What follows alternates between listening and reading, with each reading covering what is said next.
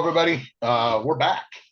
It's been a while, but we are back. It's good to be back with Bill, and uh, for our listeners that have been wondering where we at, we had some challenges we had to navigate through, but we're back, and the absurdities have not slowed down any since we've been gone on our little hiatus here. But um, Bill and I were chatting a little bit before we got started, and kind of where my head is at with political stuff and society shenanigans that are going on. One thing that I'm still a little taken back by is how people that have been lied to over and over and over again, uh, all they do is double down their hatred on the right and on conservatives instead of channeling their anger towards the people that have continually lied to them forever. The media, the ruling class, uniparty. We'll get into that a little bit, but I don't understand how people at this point in their life cannot look around and realize that most of what we believe to be truth or uh, what we've lived our lives as, a lot of it is only allowed to happen because the ruling class allows it to happen. Um, I don't believe for 1 minute, probably more than ever. I've thought this way for well since I read your book, to be honest with you, but that was probably 6 years ago or so. I don't believe for 1 minute that any Republican that's held office in the last, well, I'll say 12 years probably, actually won an election. They were allowed to hold that office simply because the Uniparty wanted them there. And all they did is further the agenda of the Uniparty. I don't believe anything about Republican versus Democrat. Um, the Republicans that are allowed to hold office are there for the globalist agenda to push it forward. But we, as naive as we are, we think they're there to do our bidding for us, and they're not. And I think the masses are waking up. People are now looking around going, what in the world is happening in our country? I just hope it's not too late, Bill. I hope that people can still get on board and say, you know what? And now I hear this morning that they're asking people to start masking up again in Great Britain. And I hope people this time, not the same people that stood up as last time, but people that did the government's bidding last time will stand up and say, we're not doing it again. The only way we beat them is to stop doing it. And I hope there's enough people that have a backbone to do that. But crazy times we're living in. There's no doubt about it. Yeah, I agree. I mean, obviously, hopefully, it's obvious I agree. There's so many things you just said there to unpack, right? Start with the last part first. Yeah, the Biden administration's even jumping on, starting to ramp up. A lot of his advisors are accusing the administration right now of wanting to reenact certain mandates, or more specifically, emergency measures tied to COVID that would give them the power to do what they did before with mask mandates, lockdowns, et cetera. Now, Elections. well, that's the end goal, right? That's the purpose of it, just like it was last time. Right. And I think you're right, though. I don't think the American people will do it. I don't think they'll follow along with it. Of course, what's critical is, will the 5 battleground states go along with it? Right. But again, you know, I want to kind of cut to the chase on a couple of things here, because there's other things I do want to talk about with what you just said.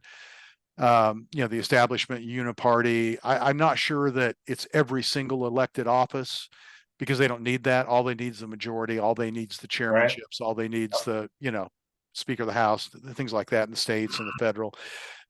So I think they do hold those power centers, though, and I do agree with you. It's a uniparty. It's not Republican versus Democrat, just like we said 5 or 6 years ago, Yeah. and it hasn't been for a long, long time. But I was listening to an interview with presidential candidate Vivek Ramaswamy, and it's a funny name. He is a self-made multimillionaire in our country. He's got a great story. He's not a politician. He's a businessman. Does that kind of sound familiar, Trump? Yep. Yep. That And sounds just like him. so he's outside of the system. He is the only presidential candidate not criticizing Trump. And if you listen to his platforms and things he talks about, I think 99% of it we would agree with. I think there's one thing he said I still have questions about. He said he's not sure he would have taken the United States out of the Pacific Trade Agreement. I have trouble with that, and I'd like to understand his reasoning better. Although he is extremely intelligent when it comes to geopolitics and international trade specifically. So I'd like to I hear his reasoning for sure. I I think I it'd would be listening to. I would too. I doubt that he would be in favor of it passing in the same form that it was trying to be passed in, or used the same way at least. But I don't want to put words in his mouth. That's something I'd love to hear. But the point I was getting at, I just listened to a 45-minute interview with him and Tucker Carlson that was given very recently here. And Todd, the guy is incredibly articulate at espousing and explaining exactly the way we, and I believe most Americans believe. And he says something very poignant in regard to what you're talking about with the fact that we haven't controlled our own destiny for a long time.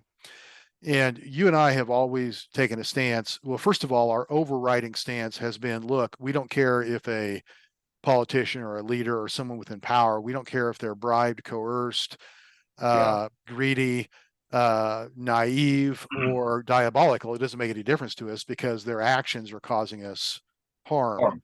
So we Yes. stand against them, right? Yep. And he goes a little bit further in breaking that down. He says he doesn't think most of them are diabolical. I think some of them are, but he says he didn't think most of them are. He thinks there's a lot of them that suffer from something that down through history has occurred over and over and over again, and that is your elite class becomes enamored with the egotistical idea that it's up to them to take care of the masses because the masses aren't smart enough to take care of themselves. And it's kind of like the moment in that what was the movie with Tom Cruise and where he's saying you can't handle the truth. They're on a trial, Oh, military trial. Sorry, I should have gotten the name of this down, but with Jack Nicholson was the few good men. general. Yeah, if you could bet. Jack Nicholson saying you can't handle the truth, and that's how our elites think of the United States. Think of we the people. They think you can't handle the truth. We can't handle the truth, so they have to make these hard decisions for us. And we've often talked about how they buy their own propaganda, right? How they buy into their own thing. We've always said everybody wears a white hat in their own movie, right? So a lot of them look at themselves not as diabolical. They think they're doing this for the country, but in their viewpoint, the ruling class is America. So if it's good for America, if it's good for the ruling class, it's good for America. It's not what's good for the people, it's what's good for the ruling class. And that's how they look at these things. And so they can go on TV and literally lie through their teeth, but they feel like it's for our own good. And I think you get a lot of the Republican at least the Republican side of things, you get a lot of Republican leadership that falls into that camp. And they've grown up in this post-World War II environment, and especially post collapse of the Soviet Union, post Cold War environment. And they think that, well, we need the sophisticating spying systems. We need the Five Eyes intelligence agencies. We need this global compact of Western authorities and Secret Service agencies to protect our freedoms and guide our people. Well, it's the same elitism that you can't handle the truth, that no, we need to be able to guide ourselves. And what stood out to me so strongly about Vivek's interview is he explained to Tucker Carlson, because Tucker was quite frankly coming more from our viewpoint where this is not by accident. This is conspiratorial. This is diabolical. Right. And Vivek's, is like, well, some of it is, but here's what we need to understand. Historically, this has always happened. As a matter of fact, 1776. A lot of people don't realize the historical import of that moment. We know it's the founding of our country and everything, but it's the first time that people stood up to the elites and said, no, we can handle the truth. We can self-rule. We can be the arbiters of our own future and destiny. And every once in a while, we have to the tendency is for the elite and the ruling class to go back to the attitudes of, no, they can't handle the truth. No, they need us. And he said, it's up to us to fight back on that. And that's happened several times in our history. And the American people have had to stand up against it. And Vivek believes we are at another 1776 moment right now in our country's history. And he doesn't mean violence, but he does think it's a revolutionary moment. And I find myself agreeing with that, Todd. I do too. I do too. And we've often said that we need to do this now so our children don't have to pick up rifles later. right? So it's Yeah. very important that we stand up now, we correct the course of our country. And, you know, I think we want to, I just want to give a message out to the PRC audience. We need to keep an eye on Vivek, and he's either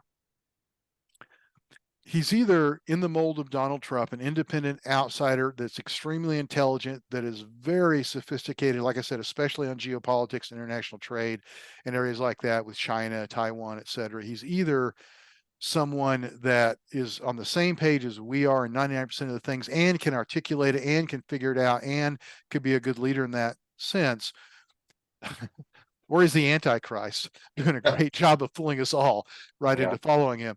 But I think if it had to come down to it today, I've always been a person that thought, well, Carrie Lake can make a great vice president. And the reason I've always believed that is because she's so good at articulating Trump's policies. The And argument fighting. and fighting, right? And And fighting. she's a fighter. Now, the argument against that has been, but she has no experience. And you say, well, Trump has no experience. Vivek, well, they have experience in business. And, you know, so they do have experience with leadership. They do have experience running organizations. They do have experience in those types of areas, whereas Carrie Lake doesn't. And we have to concede that. I mean, whether you want Carrie Lake as a vice president or not, you have to concede that that is a hole in her resume. Vivek might be the answer, because if Vivek would get on the ticket with Trump, and if they are truly on the same page, and they could work together through Trump's 4 years, that would put Vivek in line to run for president for the next 8 years. And I would suggest at that point, Carrie Lake would be an outstanding VP. In the meantime, she's probably going to serve a term in the U.S. Senate. Yeah. So between 4 years in the U.S. Senate, 8 years as a vice president, I could see her being a presidential candidate. Well, So I like Carrie Lake. I love Carrie Lake. I like Mhm. the way she punches the media in the mouth every chance she gets. Did you see the video of her when she was milking a cow at the Iowa State Fair, jabbing on the New York Times or whatever it was? I thought it was awesome. But yeah, transgenderism. Try milking a bull. yeah, yeah. I mean, it's good, but I think where, you know, when you hear Vivek talk, it's people have always said it's harder to convince people that they've been lied to than to lie to them. Yes. And I think a lot of people in this country are having a hard time digesting the fact that a lot of stuff they thought to be the truth is not. And when you start questioning your ability to decipher the truth, uh, it's hard for people. It's hard for me. There's a lot of things that in the last 4 or 5 years, 6 years, that I thought to be the truth. I would fight Mhm. people over that I thought Yeah. were true, that I now know are not true. Yeah. They were false flags and such to further the agenda of the globalism in America. And I mean, the reality we live in is our government, our ruling class, they don't like us. We're in their way. America is the last shining star on the hill. That if America falls, there's nowhere else to run, people. This is it. Mhm. There is no other place in the world you can run if America falls. So we've said this before. You've said it. I've said it. Our choice is either bow down to them and let them have it, or we stand up and fight for the last beacon of hope and freedom for the Mhm. entire world. I know the world wants us to fight. I know that. Yeah, it's looking pretty dark out there. And you're absolutely right. And I just want to reiterate one thing before I move on. I want to talk a little bit about China, if we could. Yeah. But the thing to remember is this: anytime you hear a political leader or a talking head on the news, or whoever talking about what's good for the country, ask yourself, are they talking about what's good for the American people? Or are they talking about what's good for the ruling class? That will tell you exactly what their mindset is and which side they're on. It's not Republican and Democrat.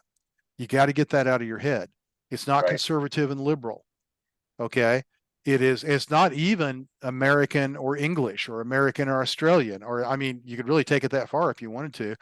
It's about who is for the people and who is for the ruling class. It's about liberty versus tyranny. It is. It absolutely is. And if you listen to that, anything they say out of that filter, are they for liberty or are they for tyranny? It's a pretty clear cut choice.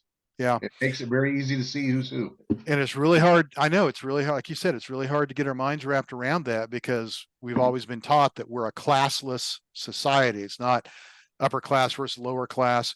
And in a strict definition, that's not what it is now either. We use ruling class as a definition because it's the best descriptive term, but it's really, it's an establishment elite. It's an establishment uniparty. They're not necessarily all rich. Not all the billionaires are on their side. It's not really economic class warfare, but if you have to look at it that way, you'd be closer than most people are that keep thinking it's Republican versus Democrat. So, Yeah. But yeah, it's we the people against elitism. It's we the people against the ruling class. That's what we need to understand. Now, we talked about how dark the world looks. We have to understand, Todd, that from an economic standpoint, and everything globally runs on economics, right? I mean, that's Sure. everything does. The United States has been the world's piggy bank. We have been what's propping up the world. Now, we like to think it's been the Western nations, the free nations, the democratic nations we've been propping up. The truth is, since the fall of the Soviet Union, that is not true. It's been just as many tyrannies. It's been just as many kingdoms. It's been just as many dictatorships as it has free nations. And the more powerful the establishment elite, the uniparty's gotten, the less truth there's been to upholding freedom worldwide. A great example, though, has been China, because we literally, and it's probably the most obvious case if we just take off the blinders and look at it. Because he even started with Nixon, who history will show was a good guy. I think he tried to open up China for all the right reasons and introduce trade with China, brought them back into the modern world. But we've allowed the globalists to just run wild with that idea to the point to where we built the entire Chinese economy. The American middle class, we sent our factories there, we sent our jobs there. A lot of our tax money has been, maybe not quite as direct as Iraq by sending foreign aid, but by sending funding and intellectual capital, by not preventing them from stealing, by turning a blind eye to them stealing our intellectual capital. We have allowed them to absolutely build this whole modern, sophisticated, highly technical country, economy, infrastructure, and military. We have totally paid for the Communist Party military, the Chinese Communist Party military. Makes a lot of sense, don't it? It really does. And this is, now here's the thing, communism, when I grew up, we talked about communism openly in the schools, and communism was a bad thing. I have a suspicion they don't do that anymore. But one of the fallacies of communism as an economic system is that it was central planning. And in the history of our world, central planning has never worked. Central planning always destroys economies. They collapse. The free market has been the savior and what gives freedom to individuals. So what college professors, especially over the last couple of decades, keep throwing up, though, is, well, look at China. Look at China. They're a centralized economy. Now, they did open it up a little bit to free enterprise about 20 years ago. And they're like, well, yeah, but it's okay. See, we can do that here, too. We can have a hybrid. We can have a communistic. They didn't use they used socialistic at the time. We can have a socialistic type of what's best for the people, overall, with a free economy, a hybrid. And so this is the excuse they have used. But here's the truth of the matter. China, the only reason they have sustained their economy is because everything we have given them by allowing them to raid the U.S. piggy bank. And their economy right now, when Trump started taking that away, China started to tumble, a collapse that even the Biden administration is not able to save, Todd. And they continue that collapse. China this week refused for the first time to, now we always know they pump their numbers. They never give honest numbers in their economy anyway. Yeah, they lie, just like every other government. So how bad does it have to be that they, not only are they going to lie about their unemployment numbers, they just refuse to give them. They're so bad. And what they're talking about is the unemployment of their youth, because it is suspected now that I believe it's the under 30 or under 40. Under 30, I think, is what I read. Under 30 is over 50% unemployment in China. It's crazy. That is not sustainable. Now, you combine that with something we started talking about over a year ago, because there is a conglomerate in China known as Evergrande. It's a huge, huge, huge company of real estate holdings. a lot of commercial real estate, a whole bunch of residential real estate. Yep. You remember how big the collapse was in the United States in 2008, 2009 with our real estate collapse, our bubble when it collapsed. Yeah. Todd, that is peanuts compared to what China is sitting on top of right now. And Evergrande, their largest real estate investment firm, is declaring bankruptcy. As a matter of fact, they just applied in the United States courts for protection against United States creditors seizing their assets to help compensate for their collapse. Now, that tells me two things. It tells me that the collapse is inevitable. The second thing it tells me is they do not have confidence in the Biden administration to win re-election. Yeah, I would agree. Yep, because absolutely. they know they'd have another bailout coming. They know they could continue supporting us, but they think there's a big enough chance that the ruling class establishment is going to lose control of our country, i.e. Trump will win. And they know what'll happen then. They want to get protections in place now. So there are a lot of things going on globally our media does not talk about. We have been censored for so far longer than just the 2020 election. Right. We have been censored against global events that are very, very important to us. You can make an argument, say, well, Americans, we've been fat and happy. We're not interested in what happens around the globe. Yeah, okay. But, it's got to be worth a mention. And when the main networks go as far as to censor it out, I saw a statistic today. That Joe Biden used a pseudonym in a lot of his emails with his crime family, to protect why do you use a pseudonym? Well, I'm an author. I use a pseudonym. It's protect my identity, right? For whatever reason it is, but you use a pseudonym not to give your true identity. That's the purpose of it.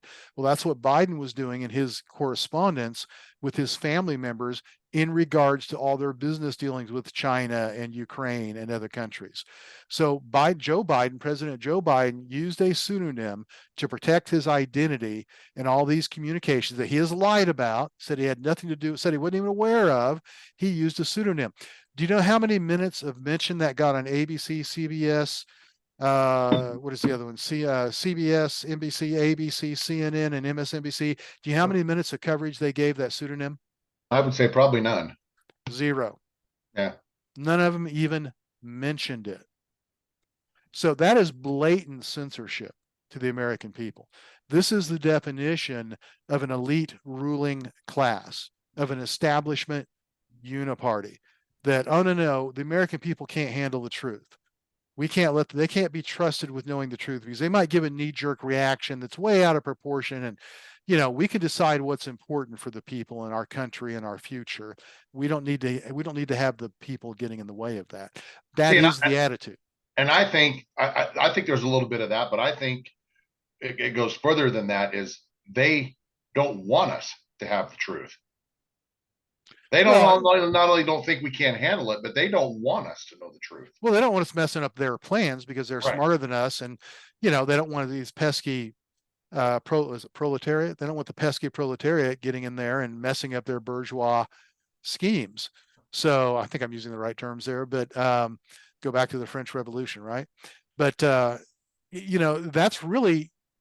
that's everything going on today can be looked through that lens. And that's why I keep coming back to what Vivek, I'm going to say his name right, Ramaswamy, said in this Tucker Carlson interview. He thinks we're at a 1776 moment because literally everything going on right now is revolutionary. And I'm not calling for violence. The whole idea is not to have to use violence, but the idea of the people standing up and resisting and pushing off the yoke of the elitists, regardless of their motivations, whether it's diabolical and greed and self-enrichment, or whether it's naivete, or whether they're being coerced, extorted, doesn't make any difference. We're at that moment where the American people have to stand up against it. And, if we don't, something's going to break. And it's not just me, you and I saying it. We've been saying it for years. It's not just presidential candidates like Vivek saying. It's not just common sense talking heads like Tucker Carlson saying. It's not just people like leaders like Donald Trump saying it. Now you've got people like Joe Rogan saying it. Now you've got common everyday people out there on the street corner saying something's got to break. Something's got to give. I hear that all the time. What's going to give? Something's got to give. Sooner Yeah. or later, something's got to give. Well, and it You know, will. It it will. will. It's Yeah. just we've got to make sure that it gives in the direction we want it to give. Well, I think when you look at the 1776 moment, for me, we've been at war in this country, a silent war. The war, I believe, is being fought for the minds of freedom loving American people. They want your mind, they want you to think a certain way. And when they lose that, and we unite and break free from the narrative that they're wanting us to take in and live through, they're in trouble. And that's starting to happen. The narrative, they're losing control of the narrative at every angle. Everything we that I've been called a conspiracy theorist for years. Doesn't bother me. So, but a lot of the stuff that I said was conspiracy, it's true, is true. And I think a lot of people now, I had a guy tell me the other day, he said, yeah, I can remember you talking about that a long time ago. He goes, I'll be damned. It happened. I'm like, there's a lot of that going on. But when people start waking up to the fact that all these crazy people with their tinfoil hats on, they were onto something that maybe I should have paid attention a little bit earlier. That's starting to happen on a large scale. And it's going to spin out of control for the ruling class, and they're not going to be able to stop it. Well, think about this. I read a report today that the people in Maui, I had a conversation about Lahaina, the city of Lahaina and Maui, and terrible. I've got my wife and I have tremendously fond memories about, we spent multiple times, extensive time in Lahaina and in Maui and Hawaii in general. And it's so sad. But the report, what was interesting about the report is that, and I understand in general, Hawaii is a very liberal, very Democrat, solid blue state. Okay. Yeah, they got that crazy Hirona lady over there. I mean, come on. Yeah. You put her in office. Yeah, and anybody with any common sense, they'll run out of office eventually. Like, what's the guy? Tulsi Gabbard. But anyway, to make a long story short, this report said that for the first time in living memory, the people in Maui don't trust their government. They through everything that's happened here and what they've witnessed to, there is a backlash against the government so strong that it's just like, I mean, it's just shocking people. It is so vivid and so real. It's not transitory. They said, no, this is a real awakening that we cannot trust our government. Now, if that's happening in one of the deepest of blue states, now granted, they had some pretty terrific things happen to cause this, but if that's happening in one of the deepest of blue states, what do you think's happening other places around the country in swing states, in areas that aren't blue but purple or even red? I mean, momentum is on our side, Todd. That's what I'm trying to say. Massively. Yeah, exactly. And the 1776 moment, it doesn't refer to a rising of arms. It refers to an awakening of public consciousness. That's what it means. Exactly what it is. And that's what we're facing now. That's what we're running. That's what's fomenting right now. And so it's not the time to give up. It is, it's certainly not the time to be down. I mean, we take our blows, and there's a lot of things happen. I have a good friend that says, I'll tell them, well, something else good just happened. They're like, yeah, but so they exposed it. So what? Nothing happens. Well, I get it, but every new exposure, every little thing is a brick out of the wall. It's a piece you're taking out. And we've got to do this. And we cannot grow weary in well doing.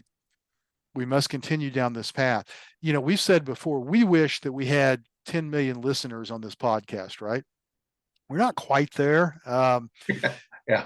But, so I would consider us a little guy. I mean, we have a pretty respectable audience, I think. But, the point is, we're in the big scheme of things, we're relatively small peanuts. But it is the thousands of small peanuts like us. It is the thousands of next door neighbors who are willing to fly an American flag or eventually a Trump flag. It's the thousands of us small guys out there that are willing to put out the voice and not be silenced and stand up for what's right. That's what contributes to the public awakening. Yes. And that's what we have to continue to get to our 1776 moment. Again, nonviolent, but a 1776 moment of awakening in our country. So that's what I would call on everybody to do. Throughout all of this, and there's going to be a lot more bad things happen between now and November of 2024. I mean, we can promise you that. Oh, I think it's going to get way worse. It is. So, but we have to stay strong and we have to stay positive for the long run, and we have to roll with the punches. I guess that's my message today, because, there have been a lot of things. I know we've been off the air for a little bit here, and I apologize. That's probably my fault, and I'll take the blame for it. But hopefully we got all that behind us and can move forward unabated. But it's the good people of this country that make this country, and never lose sight of that. It's not the politicians, it's not the talking heads, it's not the billionaires, it's not, it's us. We are the country. We make the country, and it will be that way until the last of us lies down and says, I'm done. And that's not going to happen. I agree. The other thing that, you talked about the mass awakening by the people of Hawaii, a lot of them, the native people of Hawaii.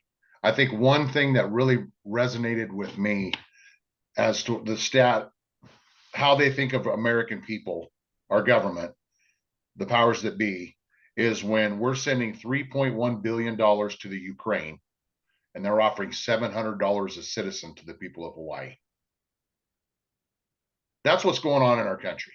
Yep. If that doesn't wake you up, I don't know what else it is.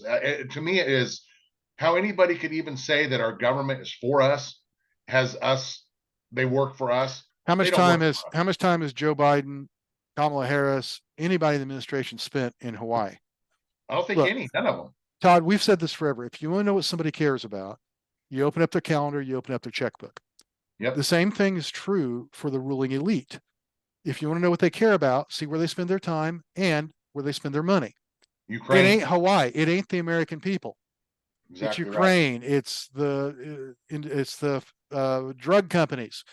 It's the military industrial complex, right? I mean, look, start thinking about things. Get rid of these old paradigms we're suffering in a Republican versus Democrat, and start thinking things in logical, simple, fundamental terms. Where do our elites spend their time and their money? Same thing about the networks. Where do they spend their time and their money? Yeah. Most of their advertising money comes from big pharma. Absolutely. It's every commercial is some sort of pill or treatment or something all the time. It's what's running everything right now. And where do they spend their time? It's not talking about the bad things about the Biden administration or the things or COVID problems or the jab or vaccine. Again, yep. Where they spend their time, where they spend their money. Common sense stuff. And if we start looking at the world that way, it gets real simple real quick. It does. And when you break free from the narrative, get out of the narrative, take care of your family, take care of those that you love, have plans to get through a rough time, because I think there's rough times coming. Mm-hmm. Make plans to allow for that, to take care of your family and your loved ones, work with your neighbors to get through it. I think I've traveled all over the country with my new position, and the narrative that the media pushes and that you're led to believe on social media is not that. People in this country hate Joe Biden, and the people in this country want Donald Trump back running the country. And that is by and large all across places that I visit. I travel all over the Midwest. I see Trump flags all over the place. American flags flying all over the place. I've seen patriotic stores where you can go in and buy flags, stickers, magnets.